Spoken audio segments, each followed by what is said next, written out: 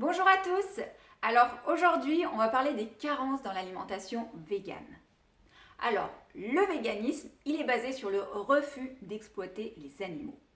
Alors, ces personnes-là vont exclure tous les produits d'origine animale ou issus d'animaux, comme par exemple le cuir, la fourrure, la laine, mais également tous les produits qui vont être testés sur les animaux, comme certains produits d'entretien ou de cosmétiques. Alors, le vegan, c'est un végétalien au niveau alimentaire, donc il va exclure tous les produits d'origine animale, c'est-à-dire les viandes, les poissons, les fruits de mer, les œufs, les produits laitiers, le miel. Mais du coup, en excluant tout ça, on peut supposer qu'il va y avoir quelques carences. Par exemple, le fait de ne pas manger de produits laitiers, on va être en carence en calcium. Eh bien non, parce que le calcium, on va pouvoir le trouver ailleurs. Le calcium, on peut le trouver dans les légumes, comme par exemple le chou ou les épinards, mais également dans le tofu, le persil, ou encore dans les fruits oléagineux, les fruits secs, mais également dans les boissons végétales enrichies en calcium. Alors du coup, on peut se dire, ouais, mais il y a peut-être une petite carence en protéines alors. Eh bien là non plus, parce que les protéines, on va les trouver dans les céréales et les légumineuses, mais également dans les fruits oléagineux. Alors souvent on dit que les protéines d'origine végétale sont incomplètes car elles ne contiendraient pas tous les acides aminés essentiels. Alors c'est pas complètement vrai, c'est même faux je dirais. C'est pas qu'elles sont incomplètes, c'est qu'elles sont déficientes en certains acides aminés.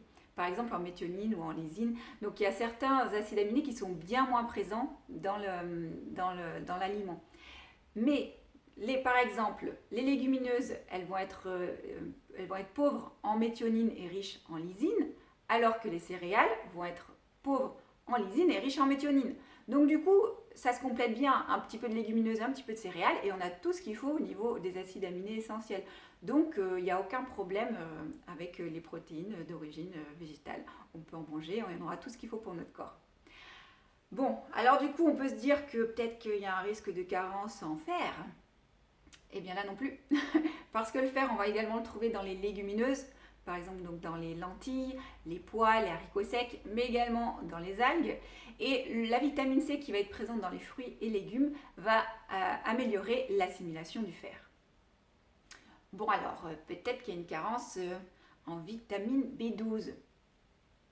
Alors là, effectivement, il y a un risque de carence en vitamine B12 parce que cette vitamine B12, elle va être présente sous forme bien absorbable par l'homme uniquement dans les produits d'origine animale. Alors en fait, cette vitamine, elle est obtenue par une bactérie que les animaux consomment dans le sol et la terre.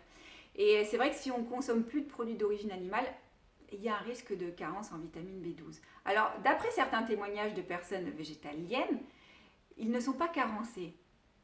Alors là, c'est un petit peu compliqué. Alors, il y a peut-être quelques petites choses qu'on ne connaît pas encore au niveau diététique ou au niveau du fonctionnement du corps qui pourraient justifier que certaines personnes, sans consommer de produits d'origine animale, ne soient pas carencées. Maintenant, il y a aussi des gens qui sont très carencés en étant végétalien. Donc, moi, je vous conseille de vous faire suivre par votre médecin, de faire les tests pour savoir où vous en êtes en vitamine B12, si vous êtes végétalien, et de vous faire supplémenter s'il y a besoin. Parce que c'est quand même une vitamine qui est importante pour le corps, donc il faut prendre ça au sérieux. Donc c'est bien de se faire suivre par son médecin, il fera les tests qu'il faut, il vous donnera ce qu'il faut, et puis voilà, mais ça n'empêchera pas d'être végétalien, de continuer comme ça. Il faut juste bien être supplémenté si c'est nécessaire. Donc après, si vous avez des questions ou des commentaires, n'hésitez pas à les mettre sous la vidéo, je me ferai un plaisir de vous répondre. Concernant la vitamine B12, je vais quand même vous faire une prochaine vidéo qui va détailler un petit peu plus son action et nos besoins. Donc ça, ce sera pour une prochaine vidéo. Et puis pour ceux qui souhaitent que je les accompagne au niveau diététique, eh bien écoutez, n'hésitez pas à m'envoyer un message ou un mail. Je me ferai une joie de vous accompagner. Et puis surtout, prenez soin de vous.